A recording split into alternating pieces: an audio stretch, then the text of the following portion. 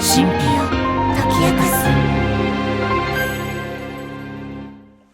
Maestro, a biopic about legendary classical music educator, conductor, and composer Leonard Bernstein, was recently nominated for 7 Academy Awards. The film mostly focuses on Bernstein's private life, but what I find even more interesting about Bernstein is some of the ideas he taught. Specifically, I'd like to share some of his ideas about applying linguistic theory to music, which have really expanded my horizons when it comes to analyzing and composing music at a more advanced level. If music, as the cliche goes, is a universal language, or as John O'Donohue said, music is what language would love to be if it could. Perhaps we can understand it better by taking the same tools that linguists use to study languages and directly applying them to music.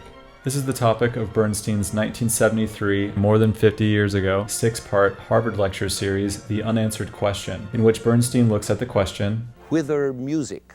In this video, we'll cover Bernstein's lectures on phonology and syntax, which I know are fancy academic words that might not mean anything to you right now, but soon enough, they'll be valuable new tools in your toolkit. Phonology.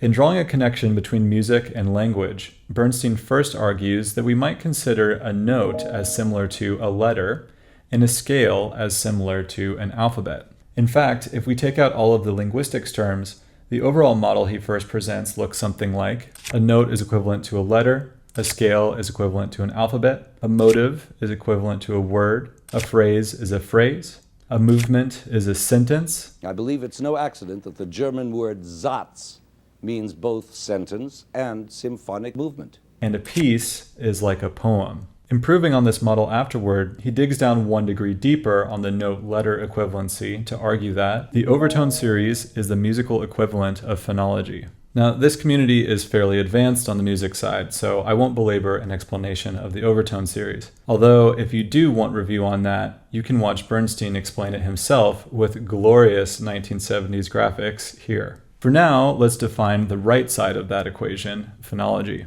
Phonology, simply put, is a branch of linguistics that studies the sounds that humans make to communicate and builds frameworks for comparing pronunciation across languages. English and Japanese, for example, have very different writing systems, but linguists are able to compare pronunciation in both languages by using the International Phonetic Alphabet, or IPA.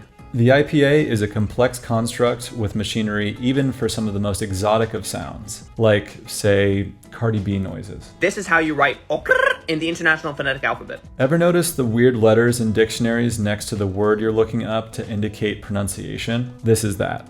Using the IPA is a way of abstracting from letters, like what English uses, like ka, and what would technically be called Moraic symbols, like in Japanese, like ka, or the Chinese characters also used in Japanese, like ka, which are primarily semantic, indicating meaning, like fire here, and sometimes partially phonetic, indicating how the character is pronounced. For example, the Chinese character yang, or ocean, has a semantic part, this water radical on the left, and a phonetic part, this symbol on the right, which actually means goat and is also pronounced yang in Mandarin Chinese. All of these symbols, or what linguists call graphemes, are abstracted away by the IPA for comparison as phonemes, or the smallest unit of sound in a language. Similarly, Bernstein argues that on the music side, whereas notes can be organized into different scales and different traditions, which indeed we could think of as different alphabets or writing systems, the fundamental, pun intended, element at the base, pun also intended, of musical scales across those musical traditions is the overtone series. We roughly approximate the fundamental and the first 11 unique overtones observed in physics as a series of 12 fifths that, you saw it coming, we organize using the circle of fifths. From the low C, G, D, A, E, B, F sharp, C sharp, G sharp, D sharp, B flat, F, C. So all of that to say, if notes are like letters, or more accurately phonemes, and scales are like alphabets, or more broadly, writing systems, the circle of fifths is our musical equivalent to the International Phonetic Alphabet. Syntax. Bernstein's second lecture attempts to find musical units of what linguists call syntax. In lieu of a more formal definition of syntax, I'll just say for now that it's grammar plus a few extra technical bits that we'll cover later. Bernstein argues this set of equivalencies to syntactic units you probably learned as a child. A musical motive is equivalent to a noun. A chord is equivalent to an adjective. A rhythm is equivalent to a verb. Let's examine each of these. Noun. A motive is a small melodic idea, and a melody will often have a couple of them, but at least one. This should be familiar to you from leitmotif in film scores, where a character or concept is represented by a small melodic fragment. Aragorn in Lord of the Rings movies, The Force in Star Wars, Indy in Indiana Jones films. Each of these characters and concepts has its own musical motive, so it's easy to get on board with the idea of motives evoking nouns. In fact, if you want to hear Ryan Leach and me talk about Zelda motives until we're blue in the face, you can check out my previous 2 videos with him about the music for Breath of the Wild's Tarrytown. Bernstein uses the example The fate motive in Wagner's Ring operas. I'm sure you're all familiar with this fate motive. Now, those 3 melodic notes make up a word which is a noun. Adjective. If melodic motives are nouns, Bernstein argues, then their harmonic context, meaning the chords that accompany them, are like adjectives. Let's see how Bernstein explains it. Cruel fate, or kind fate, or tricky fate. You get the point. Verb. Next, Bernstein argues that because they activate and motorize the melodic phrase, our musical equivalent to verbs is rhythm. More specifically, he's referring to the rhythmic pulse of the accompaniment. It's as though I'd made a musical equivalent of the sentence, cruel fate waltzes. He goes on to say that we can use harmony and rhythm together in the accompaniment to provide both color and action to a phrase using something like an arpeggio. As in a Chopin nocturne, where this arpeggio accompaniment is at the same time both a rhythmic activator and a chordal modifier of this noun, which appears as a melody. You see what I mean? Transformations.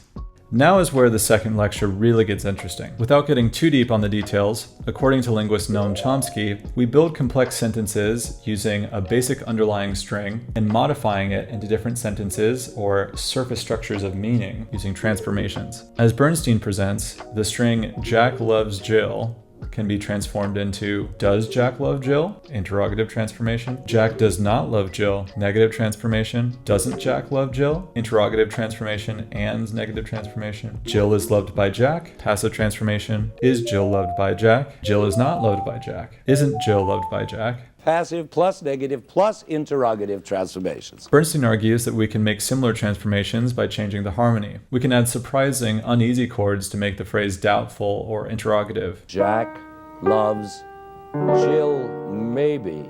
Though it gets a bit into the oversimplified sad, glad associations with minor and major, we can imply a negative transformation to this statement by making it minor and therefore sad. Jack doesn't love Jill.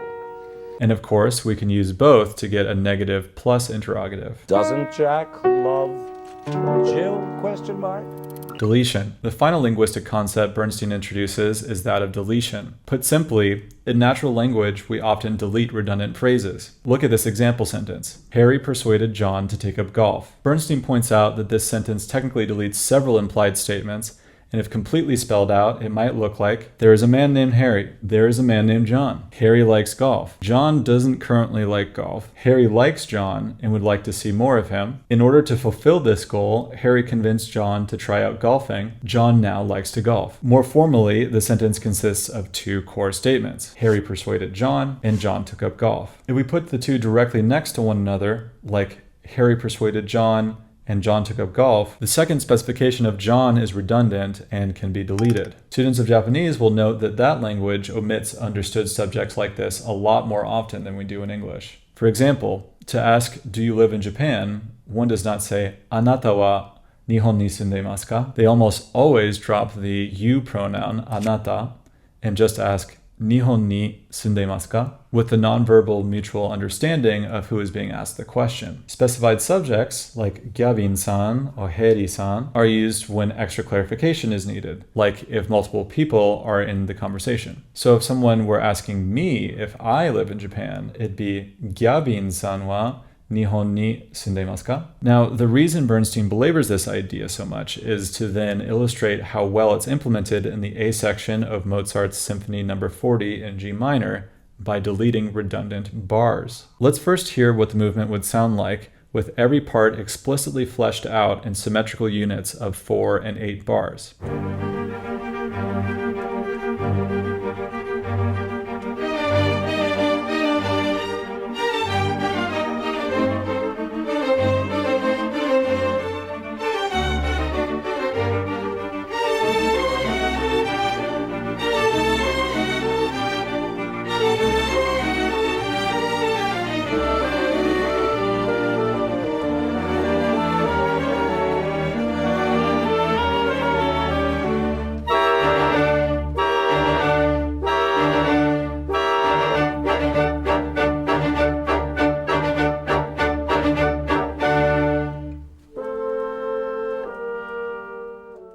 This form is similar to our earlier sentence, Harry persuaded John, and John took up golf. He really derides what a drag this version is, but for a lot of us modern listeners who are used to hearing loop-based and electronic music, I don't think it sounds particularly boring for the idea to take its time revealing itself to us. We're used to hearing musical ideas presented to us in units of 4 bars or multiples of 4 bars. However, in the actual form, Mozart used deletion to reduce the woodwinds vamp from 4 bars to 1 bar, the back half of the first phrase from 8 bars to 4, and made a few other deletions, resulting in an overall length of only 21 bars.